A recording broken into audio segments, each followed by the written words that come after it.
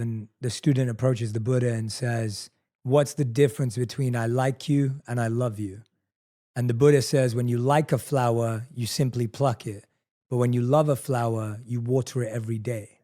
And I'm like, that to me is what you're describing, that when I love my kids, I have to be trying every day to understand from their point of view. The flower is going to show you whether you're watering it or not. It's going to die, it's going to wilt, it's going to not bloom or whatever it may be. And I feel like you've got to be so in tune with yourself and someone else in order to sense that. But I know what you're saying is so true. And I really do recommend this to anyone who's a big fan of Kevin's, as I am.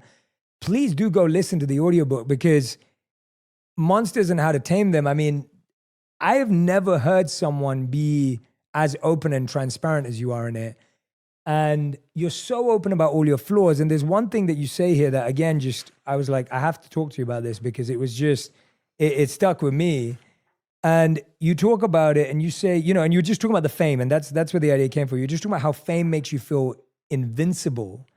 And then when you talk about getting caught cheating, and you're like, I was in that frame of mind where I was like, it can't happen to me, right? It's not possible. And then you open up about it so raw. And in my head, I'm thinking, what is it about the monster that gets you to do things even that are against your own values, right? Like the monster gets so strong that you go as far as that. And when you get caught, you go, that was an awakening, but it still doesn't wake you up fully, right? There's a limitation. So walk us through that. Well, I mean, look, you're talking about fame, you're talking about power, right? And that idea of invincible.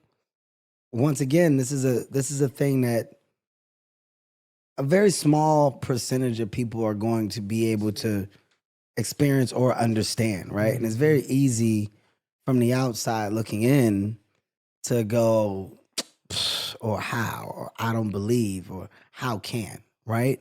But from the other side, not that it's right.